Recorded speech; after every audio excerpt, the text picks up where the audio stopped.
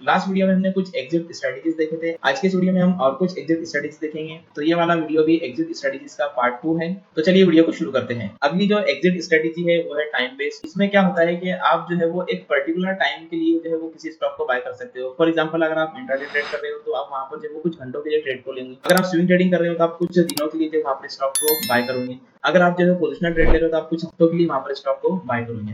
तो एग्जांपल के लिए आपने जो है वो स्विंग ट्रेड लिया है या फिर स्विंग ट्रेड के लिए किसी स्टॉक को बाय किया है। बाय करने के बाद में अगर वो स्टॉक जो है 5 से 7 दिन तक नहीं चलता है, एक रेंज के अंदर ही ट्रेड करता है, जैसे यहाँ पर रेंज के अंदर जो है वो ट्रेड कर रहे हैं, तो ऐसे में आप जो है यहाँ पर जो एग्जिट कर लोगे। अब कई मरतबा ऐसा भी हो सकता है कि आपने एग्जिट किया और उसके बाद में जो स्टॉक चल पड़ा। तो ऐसी सिचुएशन के अंदर आपको वहां पर कोई टेंशन लेने की जरूरत नहीं है। आपका जो मोटो था या फिर आपका जो पर्पस था वो था time based stop loss.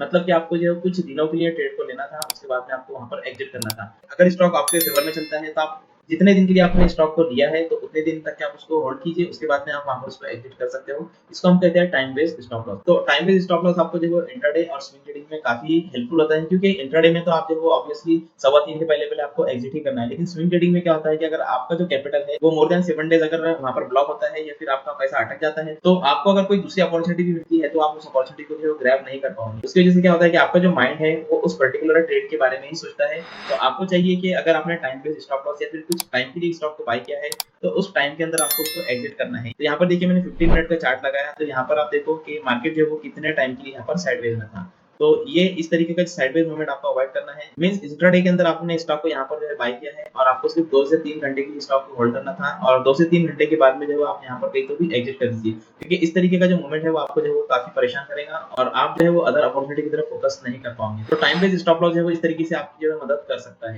Next जो एग्जिट स्ट्रेटेजी है वो है मॉनेटरी स्ट्रेटेजी। मॉनेटरी एग्जिट वो होता है कि एग्जांपल के तौर पे आपने जो डिसाइड किया हुआ है कि हफ्ते भर में अगर आपको 5000 का प्रॉफिट हो जाता है, और अगर वो 5000 का प्रॉफिट आपको शुरू के 2-3 दिन में हो जाता है, तो आप बाकी के दिन में जो है ट्रेड नहीं करेंगे। या फिर अगर आपने ये डिसाइड किया हुआ है कि हम मंथ में आपको अगर 15 to 20,000 प्रॉफिट हो जाता है, तो आप जो है बाकी दिन के लिए जो है वो ट्रेड नहीं करोगे, तो हम बोलते हैं मॉनेटरी एग्जिट। उसके अलावा आप जो है स्टॉप लॉस भी मॉनेटरी लगा सकते हो। फॉर एग्जांपल आपका कैपिटल जो है 1 लाख रुपए है और आपने जो डिसाइड किया हुआ है कि 1 लाख कैपिटल के ऊपर आप जो मैक्सिमम जो है 5% का लॉस ले सकते हो। तो 5% का लॉस मतलब आप जो है 5000 रुपए का लॉस ले सकते हो इन अ मंथ। तो अगर मार्केट कंडीशन बहुत ज्यादा खराब है और आपके जो ट्रेड्स है वो आपके फेवर में नहीं जा रहे हैं और आपको जो है वो 5000 तक का लॉस हो चुका है, तो आप जो है वो उस पर्टिकुलर मंथ में जो ट्रेडिंग को स्टॉप कर दीजिए। इसको हम बोलते हैं मॉनेटरी एग्जिट या फिर मॉनेटरी स्टॉप लॉस। और लास्ट में एक होता है event based stop loss. Event based stop loss वो होता है कि आप जो है वो एक पर्टिकुलर इवेंट, चाहे वो माइनर हो या फिर मेजर हो, उस इवेंट के हिसाब से जो है आप मार्केट से दूर रहते हो। फॉर एग्जांपल इलेक्शन पीरियड है या फिर इलेक्शन के रिजल्ट्स आने वाले हैं, तो इलेक्शन रिजल्ट्स आने के पहले पहले आप जो आपकी जो पोजीशन है उसको वहां पर एग्जिट कर सकते हो।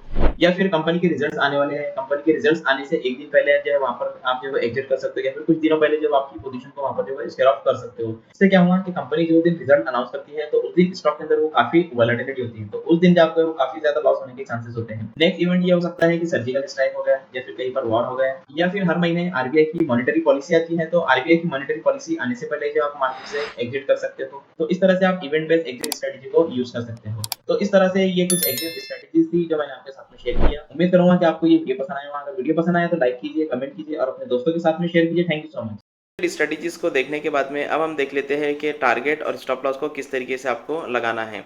तो सिंपली आपको एंजल वन मोबाइल एप्लीकेशन को ओपन करना है, वहाँ पर आपके पोर्टफोलियो में जाना है। पोर्टफोलियो में जाने के बाद में आपको जिस स्टॉक को स्टॉप लॉस या टारगेट लगाना है उसको सेलेक्ट करना है।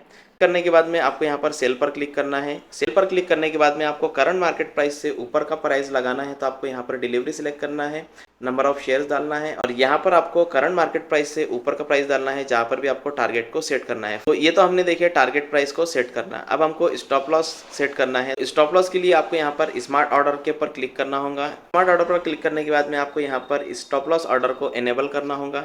एनेबल करने के बाद में आपको यहाँ पर ट्रिगर प्राइस और लिमिट प्राइस को सेट करना है और सिंपली सेल के ऊपर क्लिक करके अपने ऑर्डर को कंफर्म कर देना है।